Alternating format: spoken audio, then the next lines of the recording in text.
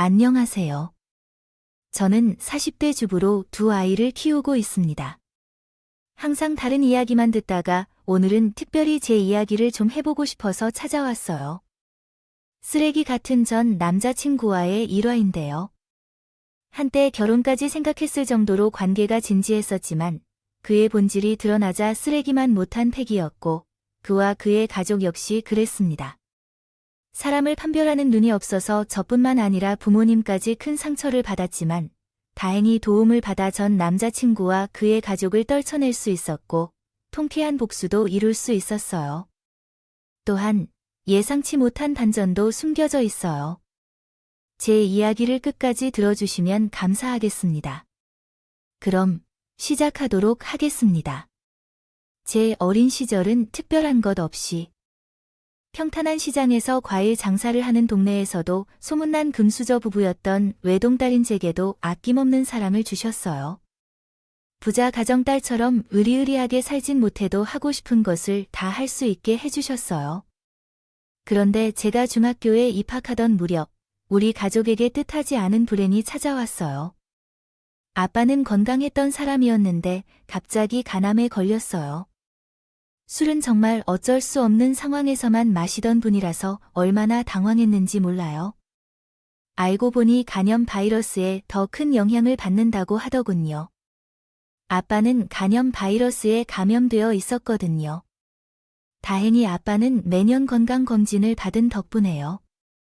발병 초기에 했던 치료로 약 1년 동안 암세포를 제거하기 위한 수술, 항암 치료, 그리고 방사선 치료를 받았습니다. 이는 우리 가족에게 매우 어려운 시기였습니다. 아빠가 투병하며 말할 것도 없이 고통을 겪는 가운데 아빠의 곁을 24시간 돌봐주며 엄마도 많은 희생을 하셨습니다.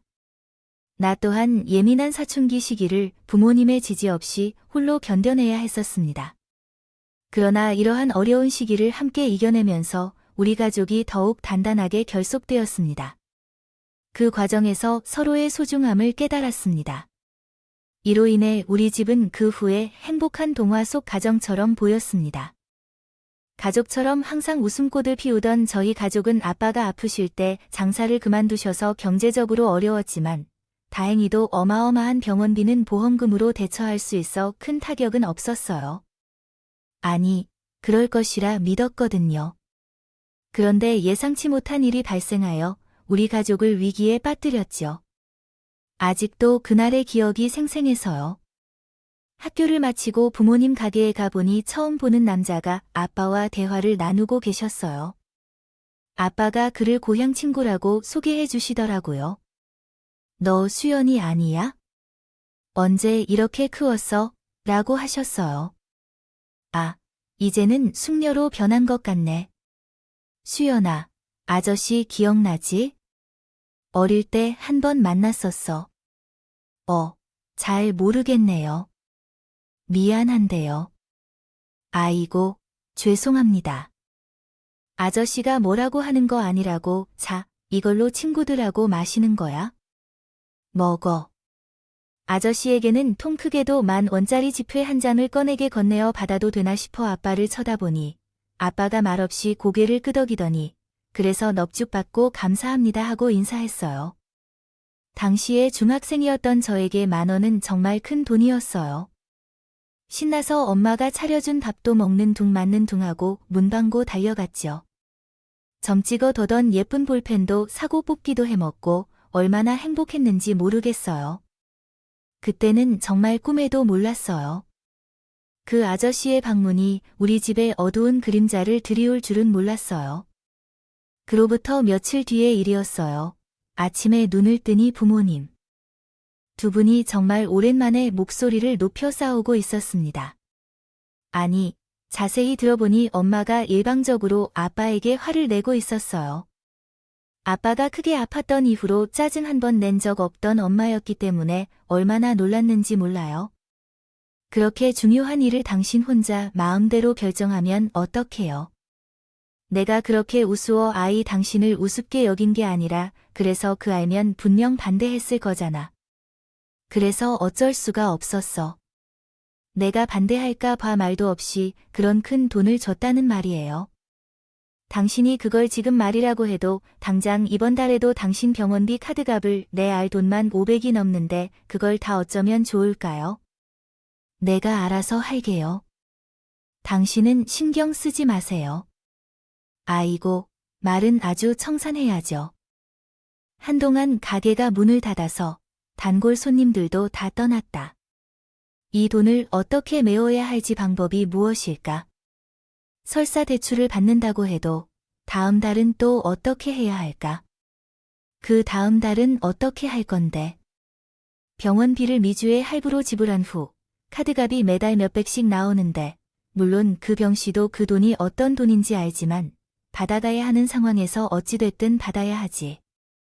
아무리 급하더라도 친구가 암 보험금을 받은 것에 어떤 욕을 하지 말아야 해. 그 애는 내 보험금을 받은 거 모르고 받은 것이니까.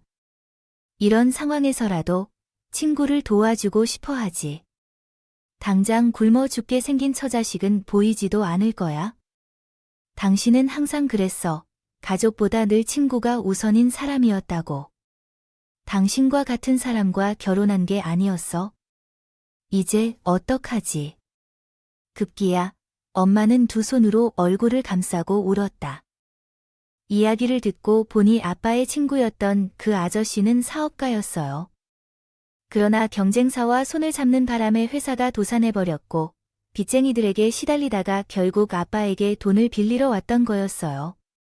사람 좋은 아빠는 그런 친구의 부탁을 거절하지 못하고 얼마 전 받은 암보험금을 빌려준 거였죠.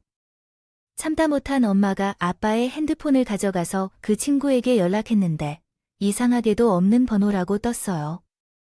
엄마가 여러 차례 걸어봐도 같았죠. 엄마는 오열하며 피를 토하다가 아빠를 향해 마구 화를 쏟아냈어요. 이런, 돈 받자마자 바로 사라진 거라면서.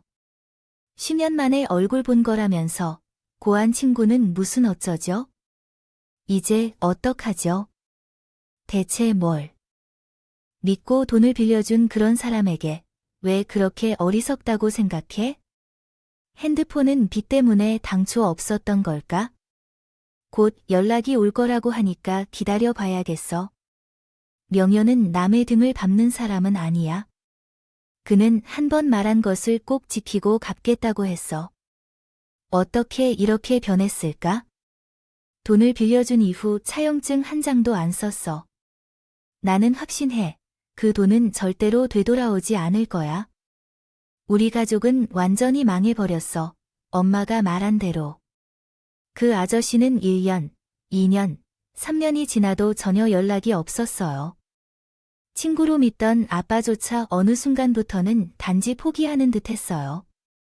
그 사이에 우리 집 상황은 급속히 변했습니다. 결국 얼마 지나지 않아 부모님은 가게를 매각해야 했으며 제가 사는 빌라를 떠나 달동네 상가 아파트로 이사해야 했습니다. 그럼에도 불구하고 유일한 딸인 제가 대학을 졸업해야 한다며 엄마는 다른 집에서 요리사로 일하기 시작했고 아빠는 지인의 추천으로 고급 아파트에서 경비원으로 일하게 됐습니다. 다행히도 부모님 사이의 냉랭한 관계가 조금 회복된 것이라는 점이 있습니다. 원래부터 엄마만 알고 지낸 아빠는 끊임없이 죄인으로 생각하며 겸손하게 살았고 엄마는 이혼을 요구하는 말만 하고 결국 아빠와 항상 기분 나쁘지 않으려 노력했습니다. 나중에 엄마는 제게 조용히 말했습니다. 원망하지만 그것이 돌아와 변하는 것도 없는 일이다. 어떻게 해야 할지 모르겠어요.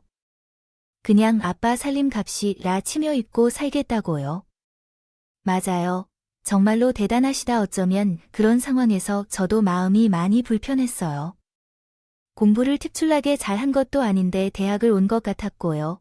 아르바이트라도 해서 살림에 도움이 돼야 할 것 같았어요.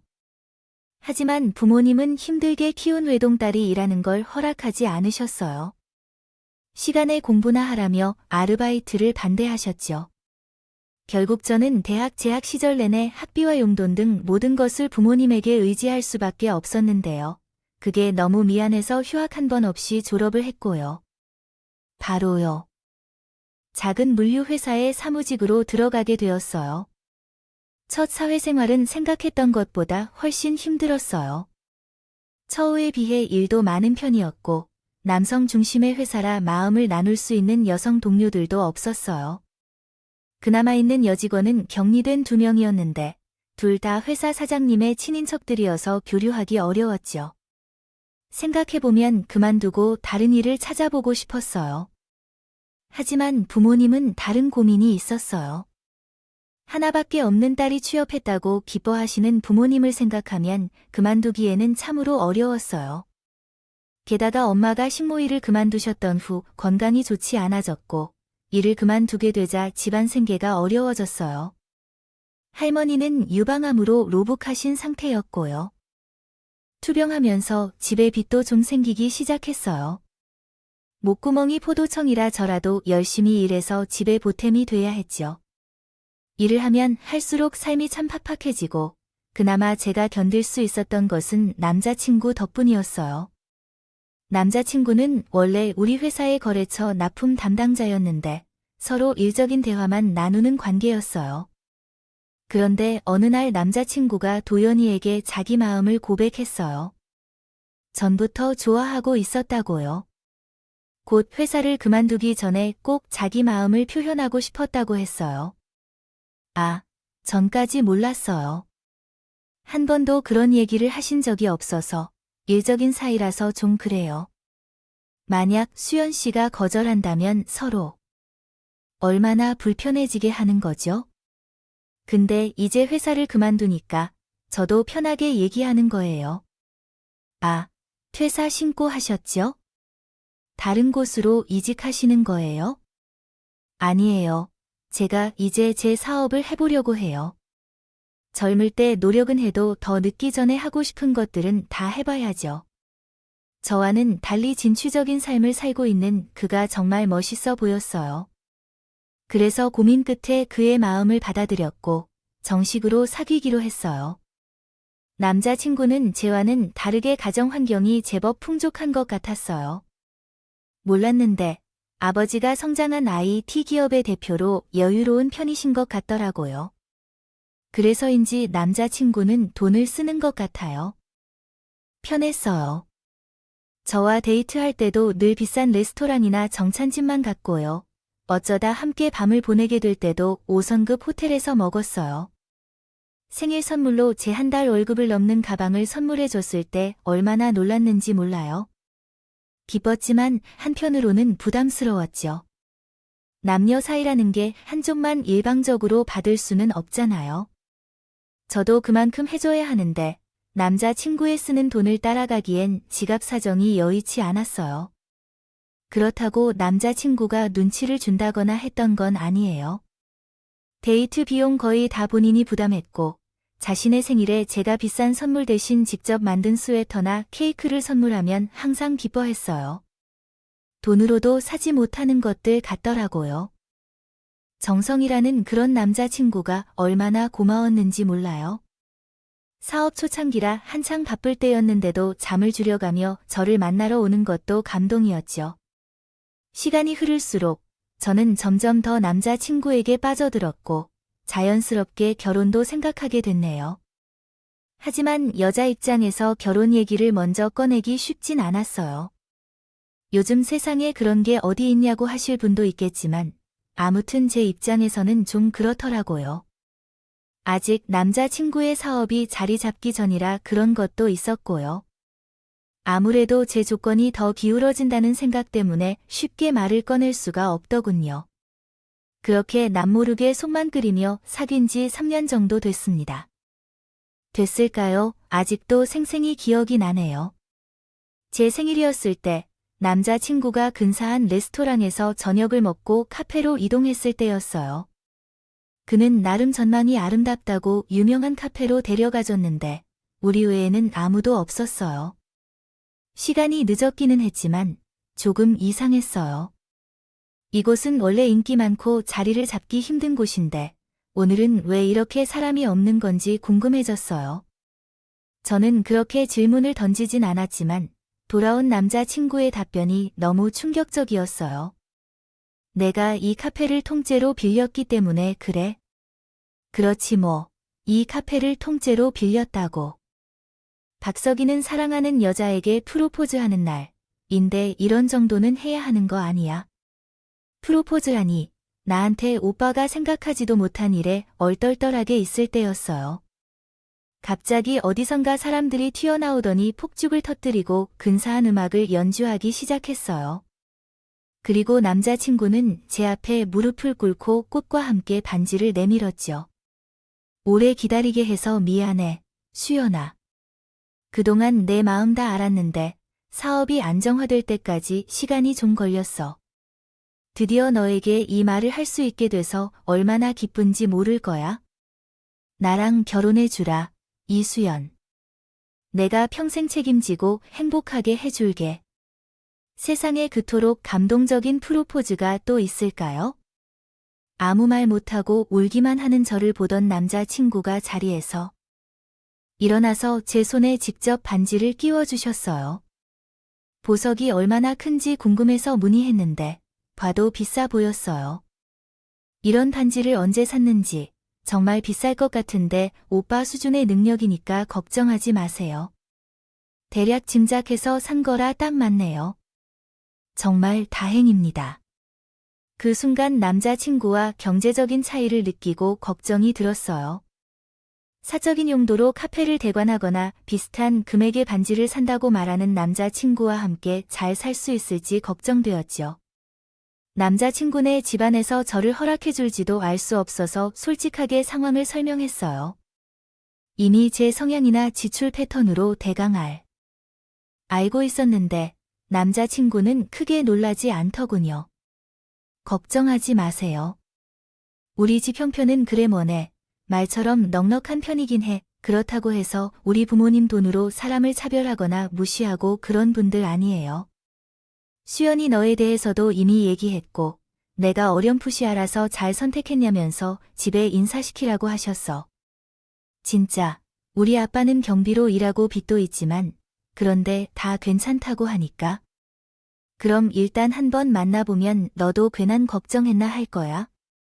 그렇게 해서 저는 남자친구의 집에 처음으로 인사를 드리러 가게 됐어요. 어찌나 떨렸는지 방문 직전에 음식을 하나나 챙겨 먹었네요. 그래도 심장이 도통 진정되질 않았어요. 안 되지 않더라도 남자친구의 집은 제가 생각한 것보다 아주 유서리한 곳이었어요. 서울에서도 가장 땅값이 비싼 곳에 위치하고 있었고요. 집은 영화 속에 나오는 집처럼 크고 품격 있는 2층 주택이었다. 초인종을 누르자 일하시는 아주머니가 저를 응접실로 안내해 주시고 어머님이 계셨어요. 살짝 차가워 보이는 인상의 어머님이 저를 보고 먼저 일어나시고 오늘도 수고했어요. 수연 씨를 만나서 반가워요. 듣던 대로 아주 예쁘게 생겼네요. 아, 안녕하세요 어머님. 처음 뵙겠습니다. 의외로 남자친구 어머님은 웃는 얼굴로 제를 환영해 주셨어요. 제가 가져온 꽃다발과 홍삼을 보고 뭐 이런 걸 가져왔냐 하면서도 즐거운 태도로 받아주셨습니다. 아버지께서도 사람이 좋은 표정으로 웃으시면서 제 긴장을 풀어주려고 노력하셨지만요. 강석이는 우리 집안의 막둥이로서 30년 차이가 있는데요. 제 누나와는 살 차이가 나고 저와는 형이 한 분 있습니다. 이런 사정을 알고 계실 겁니다. 아버지의 자녀 가운데서도 강석이는 제일 아픈 손가락이에요. 어릴 적부터 질병으로 고생을 많이 했고 폐렴으로 사망할 뻔한 일도 있었습니다. 그런 사실을 몰랐군요. 그래서 우리 집 가족들뿐만 아니라 저도 강석이에게 미안한 마음이 듭니다. 결혼을 했다 해도 제 누나와 형은 제게 말없이 살라 허하게 했기에 집안 환경과 조건들을 다 고려하여 정약 결혼을 했다면 그것을 정약 결혼이라고 할 수 있을 것입니다. 하지만 강석이 이렇게까지는 조금 더 여유롭게 살았으면 좋겠다고 생각했어요. 그래서 그에게 아가씨와 연애를 하는 것을 알지만 그냥 두고 있는 것이 뭔가 특이하게 느껴졌어요. 아버지는 아파트 경비원이시고 할머님은 건강이 조금 아프셔서 집에서 조금 돌봐주셔야 했어요. 그렇지만 그렇게 하자 남자친구는 아버지의 얼굴에 짧은 웃음을 보이며 그냥 지나가 버렸어요. 보통이면 당장 헤어져야 했었을 텐데요. 직업에는 위화감이 없다는 말은 거짓말이거나 자신을 위로하는 발언인 경우가 많아요. 하지만 강석이 좋다고 하니 어쩔 수 없이 너를 제외한 나머지들은 자유롭게 연애하고 결혼하라는 악조를 하겠다고 말해야 했어요. 그러자 남자 친구 아버지는 웃는 얼굴로 모욕적인 말을 내뱉었어요. 어째서 할지 몰라서 구고만 있는데 잠자고 지켜보던 어머니가 내 손을 꽉 잡았어요. 수연 씨 정도면 얼굴도 괜찮을 거고 나이도 어리겠지요. 어디 하자 없이 건강할 테고 머리도 대학까지 나왔을 정도면 나쁜 머리 아닐 거예요. 다른 것은 바라지 않으니까 그저 손주 하나만 건강하게 낳아주시면 되겠어요. 그 정도면 수연 씨 입장에서도 나쁘지 않은 선택일 텐데요. 객관적으로 보면 우리 아들이 수연 씨랑 결혼할 가치는 있어 보이지 않아요. 어머니, 그만해 주세요. 아들 자랑이 과한 것도 좋지 않아요. 남들이 욕한다고 욕하고 싶으면 욕하면 돼요. 우리 아들이 좀 잘났어야 하는데 저는 모욕감에 바빠서 떨고 있는데 남자친구는 아무렇지 않은 듯해서 자기 엄마와 웃고 떠들고 있었어요. 그 순간 남자친구도 자기 부모님과 같은 생각을 가지고 있다는 것을 깨닫게 되었습니다. 제가 사랑받지 못하는 이유가 아니라 자기가 제게 사랑을 주기 때문에 결혼을 하겠다고 생각했던 것일 뿐이었어요. 그 자리를 어떤 마음가짐으로 견뎠는지 모르겠어요. 집에 온 후에는 몸도 마음도 너덜너덜해져 있었죠. 이게 아니라고 느끼게 되어서 고민 끝에 남자친구와 헤어지자고 말했어요. 그러나 예상과는 다르게 남자친구의 마음이 깊었다는 것을 깨달았습니다. 남자친구는 이별을 받아들이지 못했고 집 앞으로 찾아와 무릎을 꿇고 울음을 터뜨렸어요. 그래서 제발 내가 뭘 잘못했는지 라며 원했어요. 수연아, 알려줘. 그게 뭐든 상관없어. 고칠 건 고치고 말고 할 수 있는 문제가 아니라니까. 우리가 너무 다른 사람이라는 거야. 오빠도 우리 집 형편을 알잖아. 나 평생 기주가 살기 싫어. 그러니까 오빠도 포기하고 오빠는 집이랑 맞는 수준의 여자를 만나. 그게 서로를 위한 길이야. 아, 그럴 거면 진작에 그랬지. 난 너 아니면 안 돼. 내가 살인자의 딸이든 원수의 딸이든 상관없어. 널 사랑한다고. 그때 흔들렸으면 안 됐는데 사랑이란 게 참 우습죠. 도무지 마음대로 되지 않으니까요. 결국 남자친구를 다시 밖에 없었어요. 그래, 결혼하자. 남자친구 부모님이 대놓고 날 구박하고 멸시했어요. 것도 아니고 내가 잘하면 아무 문제 없을 거야. 그렇게 스스로를 다독이고 마침내 저희 부모님에게도 남자친구를 인사시켰어. 아히, 부모님은 남자친구를 첫눈에 반해주셨고요. 식장을 알아보고 상견 내 날짜를 잡는 등 본격적인 결혼 준비를 시작했어요. 그런데 생각지도 못한 문제가 발생했어요. 바로 예비 시어머니님이 제게 단단히 마음이 상하셨다는 거였죠. 남자친구에게 헤어지자고 했던 게 꽤 심하셨던 모양이에요. 다행히 결혼을 반대하진 않으셨지만 그래도 처음 만났을 때와 달리 싸늘해진 태도가 느껴져 마음이 많이 힘들었네요. 그런 상황에서 견해 날이 밝았어요. 혹시라도 흠이 잡힐까 싶은. 부모님께 비싼 헤어 메이크업 샵 예약을 했고 저도 최대한 고급스럽고 단정하게 옷을 입고 상견례 장소로 향했어요. 예비 시부모님이 좋아하시는 고급 한정식집으로 예약한 룸에 들어가니 남자친구만 먼저 와 있더라고요. 어머님과 아버님께서는 점심에 약속이 있어서 두 분이 먼저 나가셨는데 바로 오시겠다고 하셨으므로 곧 도착하실 거라고 생각했습니다. 그러나 예상과 다르게 예비 시부모님이 약속 시간보다 1시간이나 늦게 도착하셨어요. 그리고 사과 한마디 없이 두 분 다 느긋한 태도로 자리에 앉으셨죠. 보다 못한 남자친구가 퉁박을 받았어요. 아, 어머니, 아버지, 왜 그렇게 늦으셨어요? 전화해도 안 받으시고. 아, 오랜만에 골프를 치니까 재밌어서 시간이 어떻게 가는지 모르겠더라고요. 뭐야, 그래도 오신 거에 감사하다 마음 같아서 상견내고 뭐고 다 때려치우고 싶었는데 강서가 너 또 울고불고 할 거 생각하면 끔찍해서 왔어요. 예비 시아버지의 말에는 저는 물론이고 부모님들까지 당황했어요. 한번 얼어붙은 분위기는 음식이 나오기 시작했을 때도 풀릴 기미가 안 보였어요. 숨막힐 것 같은 정적 속에서도 예비 부모님은 거 없다는 듯이 편하게 밥을 먹었더라고요.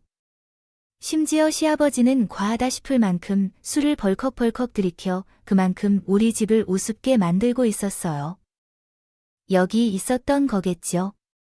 반면 우리 부모님은 예비 실무 부모님 눈치를 보느라 음주하지 못하셨어요. 그 모습을 보니 가슴이 아프더군요. 얼마나 시간이 흘렀을까요? 메인 코스로 한 음식을 먹은 후에 모듬이 나왔을 때 예비 실무 아버지가 갑자기 아빠에게 술을 권했어요. 분위기가 조금 어색해지자 제 술이나 안진씨를 드시죠. 사실은 이것이 엄청 비싼 소리거든요. 경비 월급으로는 구경조차 못할 것 같은데 딸 덕분에 이렇게 호강도 하시네요.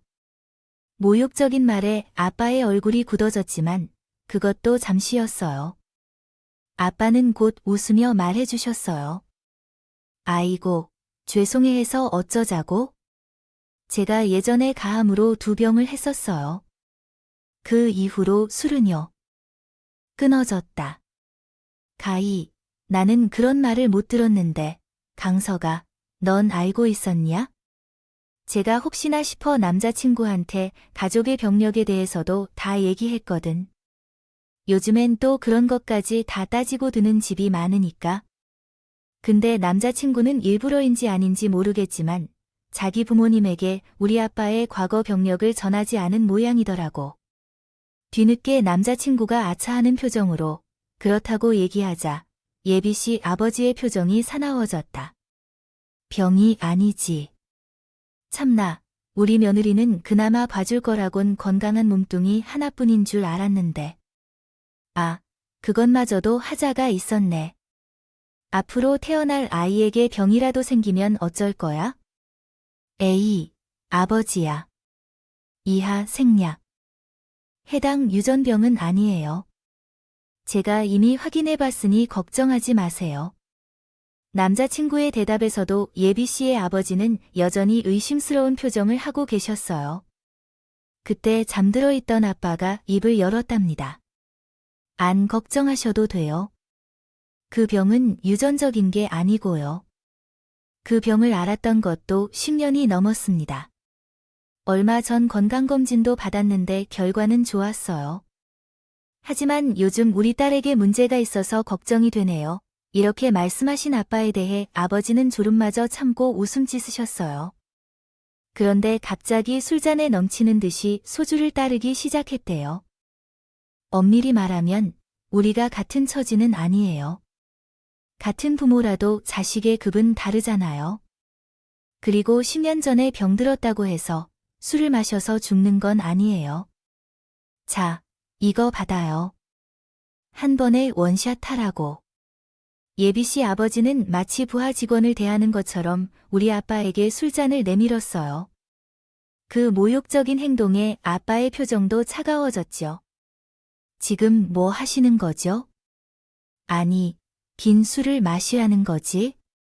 아빠의 분노에도 망설이지 않고 예비씨 아버지는 술잔을 아빠 얼굴 앞에 가져다 댔어요. 내 말이 안 들려서 귀가 막혔어? 이것을 마시지 않으면 당신 딸의 결혼을 시키지 않을 거야. 그리고 그런 말은 삼가 주십시오. 경비하고 있는 주제가 어디 있어서 나한테 왔어요? 훈계를 하려 했지만 딸을 내 아들과 결합시키면 돈은 기프트로도 모자라신다는 마음이 들어서 어쩔 줄 몰라 했어요. 그래서 벌떡 일어나려 했지만 엄마가 급하게 제 손을 잡아 내 손을 잡고 고개를 가로막았어요. 섣불리 아버지의 자존심이 더 다칠까 봐 신경을 썼기에 그랬어요. 어쨌든 남자친구를 막는 건 좋아하려 했지만 나빠진 놈은 결국 빈정거림만 했을 뿐이었어요. 얼마나 실망스럽던지요. 그 애비의 아들이었다는 사실이 결국 똑같은 사람들이었다는 것을 깨닫게 된 건 결혼을 통해 그때까지 생각했던 바로 그 지금이었어요. 갑자기 닫혀있던 문이 열리자마자 작년의 남자가 안으로 들어오고 예비 씨의 아버지가 될 것 같다는 생각이 드네요. 손에 든 술잔을 빼앗아들자 내가 마시고 있더군요. 모두가 벙쪄 있는데 뒤늦게 정신을 차린 예비 시아버지가 경악한 목소리로 외쳤어요. 아, 아니요. 대표님께서 오늘 바이어들과 미팅이 있는 줄 아시나요? 미팅 끝나고 밥 먹으러 왔는데 반가운 목소리가 들려서 말이죠. 아이, 제 목소리 듣고 들어오셨나요? 누가 자네 목소리라고 했다고 했나요? 난 내 고향 친구이자 은인을 만나러 온 거네. 어이, 수철이. 오랜만이네.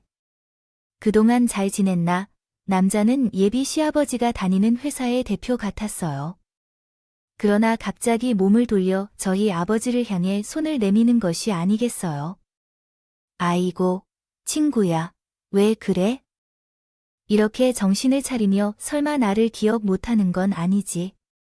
줄곧 굳어있던 아빠가 간신히 손을 뻗어 남자의 손을 맞잡았다. 잊을 수가 있겠나? 아, 명현이 자네가 들어오자마자 바로 알아봤지. 아유, 어디 가서 죽은 건 아닐까 했는데 다행히 살아 있었구만. 다 자네 덕분이지. 그때 그 돈 덕분에 이날 이때까지 목숨을 연명하고 살았네. 맞아요. 남자의 정체는 놀랍게도 아빠의 옛날 친구였어요. 아빠가 암 보험금을 빌려줬던 바로 그 친구였죠. 아이, 도대체 그동안 어디서 어떻게 산 건가? 딱 3년만 기다리면 돈을 갚겠다던 사람이 연락 한 통 없이. 핸드폰은 왜 없애버린 거야? 아빠의 추궁에 아저씨가 갑자기 털썩 무릎을 꿇었습니다. 미안합니다. 내가 이전부터 당신을 찾아갔어야 했는데 핸드폰 문제는 의도한 것이 아니었습니다. 요금을 납부하지 못해서 끊겨버린 것을 나중에야 알았습니다. 그때라도 연락해야 했는데 실은 당신이 빌려준 돈으로 빚을 갚으려 했으나 뭔가 미쳤던 결정을 했습니다. 그 돈마저 잃고 빈털터리가 되어버려 당신을 대할 수 없어요. 원금이라도 꼭 돌려드리려고 두바이까지 가셔서 공사판에서 노동했습니다. 그러자 당신은 집과 가게를 팔고 이사를 가셨다고 하네요. 핸드폰도 없애고 연락이 끊겨 고향 친구들에게 여러 차례 자정을 했지만 불행히도 아는 사람이 없었습니다. 없었어. 자네가 죽은 건 아닌가 싶어서 마음이 얼마나 아픈지 몰라. 나도 그 사이에 집에 새로운 빚이 생겨서 신세 정리를 해야 했어. 그래서 자네 고향집으로 편지를 따로 보내놨어. 급한 일 있으면 언제든 연락하라고 말이야. 그때 편지를 보니 아빠가 가족들 몰래 당신의 고향집에 연락을 남겨두신 모습이었어. 혹시 빚을 갚으라는 압박을 느낄까봐 찾아가지도 않았어. 그러나 우편 사고였는지 아닌지 그 편지가 제대로 전달되지 않은 것 같아. 그래서 아저씨는 계속해야 했어. 우리 가족은 헤매고 다니며 행방을 찾았습니다. 아빠는 아버지 별로 살든 사든 알 수 없는 상황에서 조금 답답한 마음을 가지고 살아왔던 것 같습니다. 그러나 이렇게 갑작스럽게 제외당하다니 만날 사람은 어떻게든 만난다는 말이 이때 쓰이는 것 같아요. 난 진짜 몰랐네. 1년에 한두 번 고향에 내려가도 부모님은 아무런 언급도 하지 않으셨어요.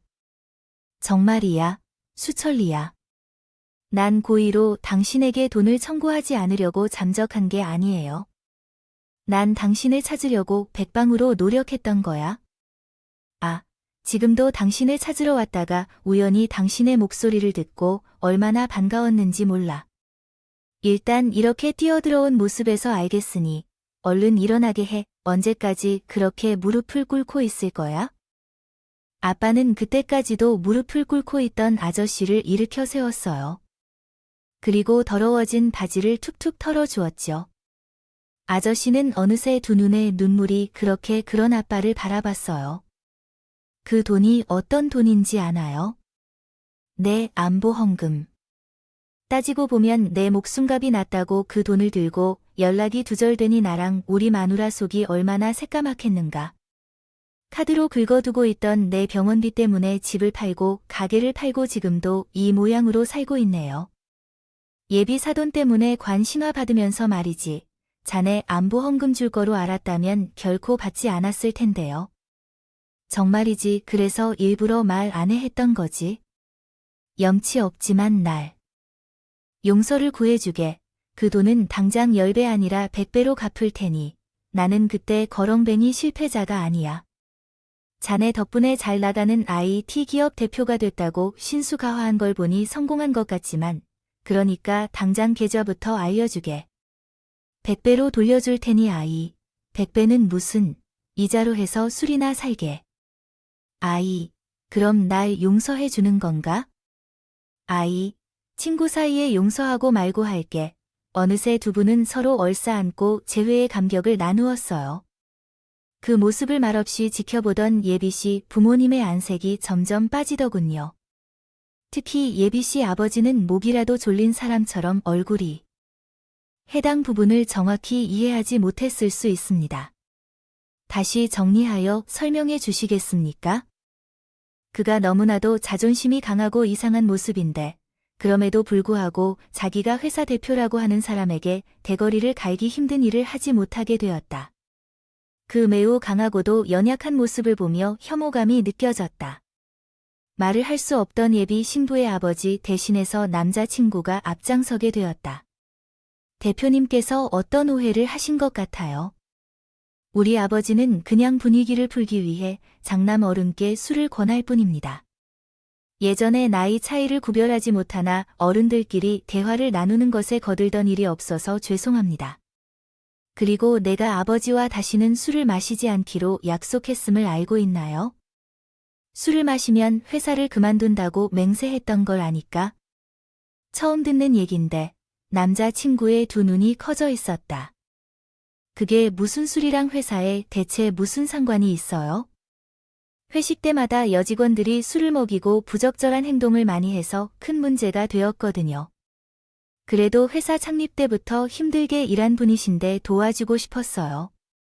하지만 오늘 같이 중요한 자리에서도 술에 취해 말을 못하거나 못 가리는 걸 보니 더는 안 되겠다고 생각했습니다. 그러자 아버지 쪽으로 고개를 돌린 아저씨가 오늘부로 해고한다고 충격적인 말을 했어요. 당황해서 아저씨의 소매자락을 붙잡고 허리를 굽히며 그때 술을 끊겠다고 단단히 약속했던 것을 기억해요. 이날이 날인 만큼 분위기를 좀 풀려고 되도 않는 핑계는 그만두게 난다만 더 할 말 없으니 이만 가보겠네. 수철이자에게 나와 같이 가지. 아저씨가 아빠와 엄마 그리고 제게 손짓했다. 마음으로 따라가려 하니 예비씨 아버지가 갑자기 성을 무릎을 더 거놈. 아, 제가 잘못했네. 대표님, 다시는 안 그러겠습니다. 술은 입에도 안 대고 살 테니 제발 한 번만 용서해 주십시오.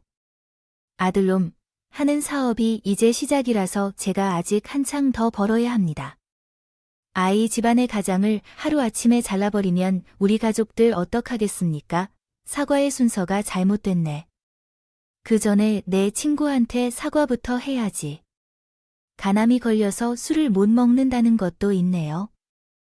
그런데 이렇게 해석하는 게 아마 의도하신 내용일 것 같아요. 사람에게 만일 이를 마시지 않으면 딸이 결혼을 못할 것이라고 하는 이유가 무엇입니까? 경비원이라면서도 받는 술은 거절할 수 없다는 법이 있습니까? 아저씨의 호통에 따르면 아버지는 사색이 되었고 이번에는 우리 아빠 쪽으로 다가가서 싹싹 찔러 드세요. 아, 제가 잘못했습니다. 술을 너무 많이 먹어서 결례를 어기고 말았어요. 부디 넓은 마음으로 한 번만 용서해 주십시오. 하지만 아빠는 말도 없이 예비 시아버지만을 바라보며 아무런 대답도 하지 않았어요. 곁에 있던 예비 씨의 어머니와 남자친구가 기분이 어지러운지 다가와서 함께 머리를 숙이더라고요. 제발 용서해 주세요. 우리 남편 맘이 서툰 만큼 실수한 거예요. 원래 나쁜 사람은 아니니까 넓은 마음으로 이해해 주세요. 아, 이제 곧 한 식구 될 사이 좋아요. 맞아요. 장인 대표님과 친구 사이라면서요. 제발 용서해 주세요. 안 그러면 우리 아버지 회사에서 떨어질 판이에요. 아버지는 간절히 애원하는 예비 시댁 식구들을 외면하고 저를 바라봤어요. 수연아, 너 아직도 이런 집구석에 시집 가고 싶니? 대답할 가치도 없는 질문이었어요. 바로 고개를 가로지었죠. 아니, 내가 미쳤어. 우리 아빠를 무시하는 쓰레기 같은 집안에 내가 시집을 왜 가야 해? 뭐가 부족해서 엄마랑 아빠가 날 얼마나 키웠는데 이런 거지 같고 천박한 집구석은 우리 집이랑 급이 안 맞아. 내 쪽에서 사절이라고. 그래, 그래야 내 딸이지.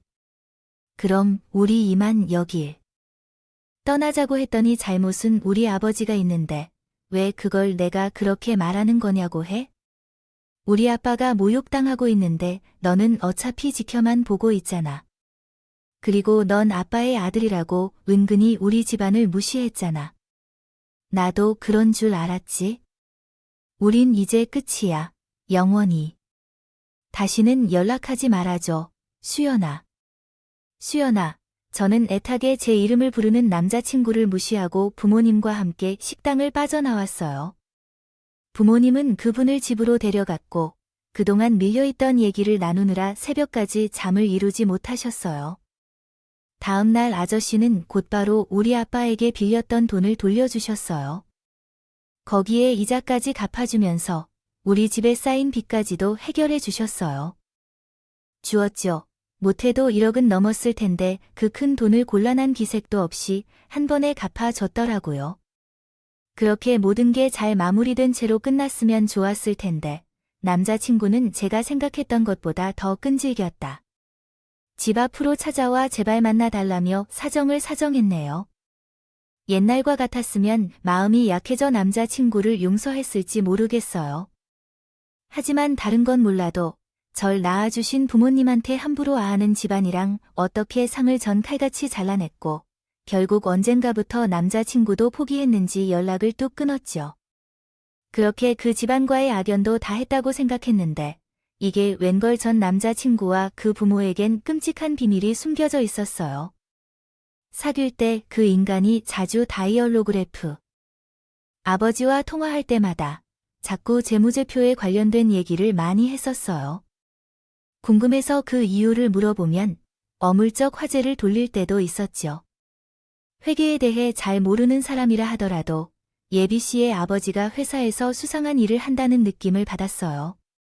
그러나 그 회사 대표가 아버지의 친구였다는 사실 때문에 그냥 넘길 수 없었어요. 그래서 제 전 여자친구의 아버지가 하는 일이 무엇인지 슬쩍 물어봤더니 놀라운 답변이 돌아왔습니다. 박 부장은 회계팀 관리자가 아닌데요. 전 여자친구가 만날 때마다 그 사람이 자신의 아버지와 자주 통화했다고 했어요. 그때마다 저는 그들의 대화 내용을 듣게 되었어요. 제가 기억하는 대로 말씀드리겠습니다. 아저씨는 깜짝 놀라시며 알아보겠다고 하셨어요. 조사 결과가 충격적이었어요. 제 전 여자친구의 아버지가 몰래 회사 돈을 횡령하고 있었던 것이 확인되었어요. 상당한 금액을 몇 년 동안 빼돌려 해외의 명의가 터진 돈을 교묘하게 세탁했고 아저씨뿐만 아니라 회사 직원들도 그 사실을 몰랐어요. 전 여자친구는 그런 아버지를 주책으로 받들고 횡령한 돈을 자신의 사업 자금으로 사용했어요. 어느 날 그 집 식구들의 지출폭이 매우 크다고 느꼈더니 결국 그들 모두 범죄자였다는 것이 드러났어요. 아저씨는 전 여자친구의 아버지를 횡령 혐의로 고발했지만 생각보다 끔찍했어요. 받았어요. 빼돌린 회사 돈도 전부 돌려줘야 할 처지가 됐죠. 하지만 이미 거진 다 써버린 뒤에요. 아저씨 말로는 평생에 걸쳐서도 다 갚아낼 거라고 해요. 돈 한 푼에 아쉬워하는 게 아니라 너무 괴롭다고. 이 일로 전 남자 친구와 그 일가는 나락으로 떨어졌어요. 전 남자 친구 아버지는 징역형을 선고받고 나와는 아직도 집에만 있어요. 이 정과 때문에 제대로 된 직장을 구하기 어려울 것 같아요. 결국 전 남자 친구가 사업을 포기하고 배달 대행 일을 하고 전 남자 친구 어머니는 식당 설거지를 하며 푼 돈이 남아 벌고 있는 것 같아요. 동장에 돈이 꽂히는 대로 족족 압류당하고 있어서 입에 풀칠하기도 힘든 것 같아요. 그래도 아저씨는 어떻게든 해서 관련된 내용을 인간들을 평생 못 공 수 있는 족쇄를 얻은 셈이죠. 깝커녕 쌤통이라는 생각만 든다면 제가 너무 못된 걸까요? 그 옛말에는 죄 짓고는 못 산다는 말이 있잖아요. 다 자기들이 저지른 죄값이 생각해요. 아저씨는 제 덕분에 회사를 지킬 수 있었다면서 많이 고마워했어요. 돈까지 주려고 하시기에 거절하며 혼났네요. 아, 전에 돈 못 받아요. 아저씨 덕분에 그 인간들한테 복수할 수 있었는 거려. 서로 한 번씩 도움이 된 셈이니까 거기서 끝내요. 아유, 어쩜 수연이 너 돈에 아빠랑 똑같냐? 수철이, 그놈도 젊은 날에 나 도와준 거 이제라도 갚으려니 한 사고 됐다고만 하는데 나 염치 없는 놈 만들지 말고 제발 받아주세요. 아버지가 거절한 돈을 딸이 받는 방법은 어떻게 할 것인가요? 받겠습니다. 됐으니까 넣어두세요. 그리고 앞으로도 우리 아버지와 계속 친하게 지내주세요. 아버지가 아저씨 얘기를 참 많이 했어요. 젊은 시절 유일한 낚시 친구였다고 했어요. 그러면 앞으로 주말마다 같이 낚시 다녀야지. 그것은 그렇고 돈은 돈인데 억지로 돈을 안겨줄 수도 없고 한 사고 거절하니 알겠습니다. 대신 앞으로 힘든 일이 생기면 언제든지 저에게 연락해 주세요. 발벗고 도와줄 테니까. 알겠습니다. 말씀만으로도 감사합니다. 아저씨 말씀만으로 그러는 게 아니니까 힘들 때 꼭 연락해 주세요. 아저씨는 몇 번이나 제가 신신당부했어요. 부모님과는 또 다른 든든한 뒷배가 되어드리겠습니다. 생긴 기분이었어요. 그 덕분인지 저는 전 남자친구와 이별 후 너무 행복하게 잘 살고 있어요. 예전에 한동안 인간 불신에 빠져 많이 힘들었는데요. 이 시간이 약 같아서 좋은 남자를 만나 결혼도 하고요. 이제는 두 아이를 키우는 엄마가 되었네요. 아빠는 아직도 정상이시고 아저씨와는 여전히 막연한 친구 사이로 잘 지내고 있습니다. 세 사람의 인연만큼 귀한 게 없다는 생각이 들어요. 긴 얘기 들어주셔서 감사합니다. 모두 건강하세요.